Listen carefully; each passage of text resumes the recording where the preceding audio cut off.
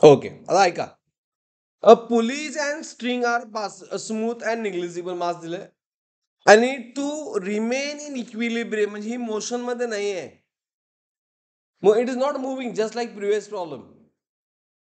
तर आपल्याला theta find करायचंय. मग तुमच्या त्या फिगर मध्ये तुम्ही मार्क करा.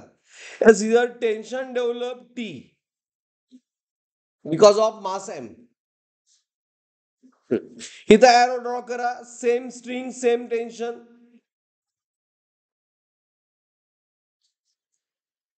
पुलीसाठी एरो.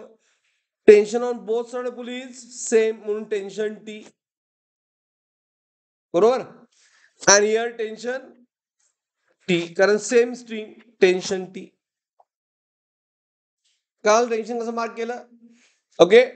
मग लक्षात ठेवायचं काय एवढं झालं ठीक आहे. ह्या एम म्हणजे मास एमच आहे ना. पण टेन्शन टीच असणार. आता ह्या एंड बसून ह्या एंड पर्यंत फक्त पुली आहे दिसते सगळ्यांना. त्यामुळे डेफिनेटली टेन्शन किती असणार इथं. मधलं मार्क करत नाही मी पुलीचं. एकच स्ट्रिंग एकच tension. Got it Mayuresh. Marker.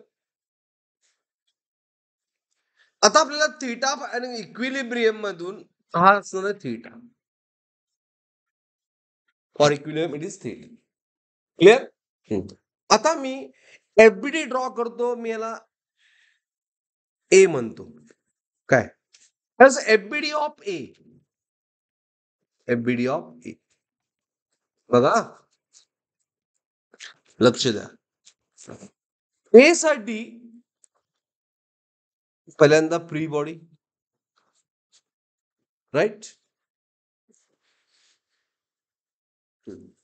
ह्याचं वेट किती आहे. √2m ए मास आहे इंटू ची. Weight mg act vertical downward but √2m आहे ना. त्यानंतर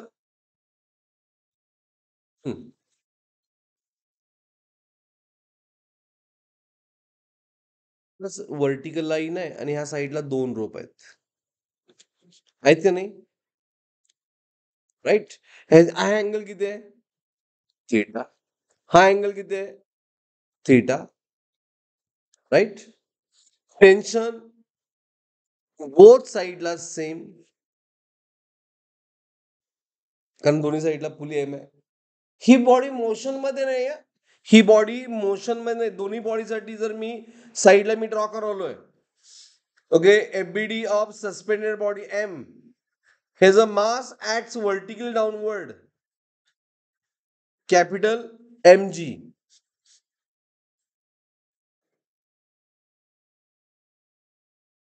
अंडरस्टूड. त्यामुळे टेन्शन डेव्हलप होणार टी अवे. इथं आपण directly Newton's third law apply करू शकतो. टी किती असणार. Upward is equal to what. T is.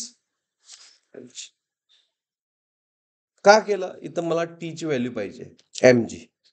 काल गेटिंग एनीवन. अंडरस्टूड. मग आता मी इक्विलिब्रियम साठी सॉल्व्ह करणार आहे. इक्विलिब्रियम सॉल्व्ह करणार आहे म्हणजे आपल्याला हे रिझॉल्व्ह करायला पाहिजे. याला 2 कंपाऊंड असणार या टेन्शनला. ओके. हा कंपाऊंड काय असेल व्हर्टिकल. कॉस का साईन. अँगल थीटा बरोबर आहे. हा टीचा अँगल थीटा कुठल्या एक्स बरोबर आहे वाय एक्सिस बरोबर आहे. म्हणून Y component cos. Y component is cos and x component sin. Clear. Getting anyone. Similarly इथं रिझॉल्व्ह केलं बघा. एक्स वाय हे तुम्हाला रेझोल्युशन असं नवीन वाटतंय काय. काय रेझोल्युशन काय नवीन वाटतंय काय नाही आहे ना. अँगल थीटा कुठल्या एक्स बरोबर आहे वाय. म्हणून तो cos T cos theta is equal to what T sine theta. मी हे इक्विलिब्रियम हा इनर्शियल फ्रेम आहे का नॉन इनर्शियल फ्रेम आहे. इनर्शियल फ्रेम कारण डायरेक्टली काय इक्विलिब्रियम ए 0 आहे इथं. ह्या प्रॉब्लेम ए किती आहे झिरो आहे. त्यामुळे आपण without pseudo force FY apply करू शकतोय. अंडरस्टूड. हॉरिझॉन्टल अप्लाय केलं तर हे हॉरिझॉन्टल एकमेकाला कॅन्सल करतील की नाही, एक राईटला एक लेफ्टला. आणि सोल्युशन मिळवण्यासाठी आपण FY इक्वल टू 0 अप्लाय केलं तर काय येतं, वाय म्हणजे व्हर्टिकल. इथं मी सुद्धा FY इक्वल टू 0 अप्लाय केलंय. T minus mg equal to 0, T is equal to what, mg. हा, इथं आलं T कॉस थिटा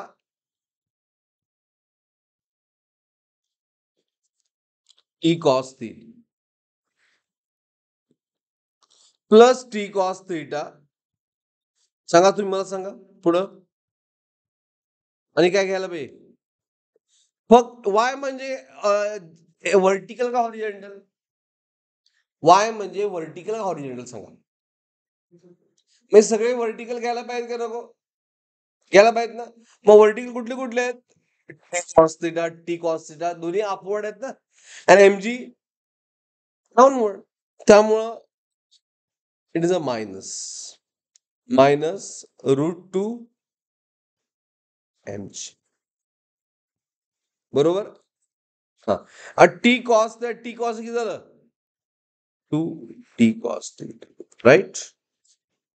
आणि हे मायनस या साईडला प्लस झालं. होयला होय म्हणू नका, तुम्हाला नाही कळत असलं तर नाही म्हणून सांगा. Is it right. आता मी काय केलं बघा, 2T cos theta, theta find करायचं ना, बट एमची व्हॅल्यू किती आहे,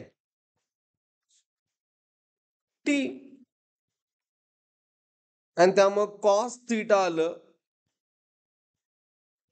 √2T बाय 2T. बरोबर. T get cancel, 1√2 get cancel, त्यामुळे थिटा किती येणार, कॉस इनवर्स ऑफ 1/√,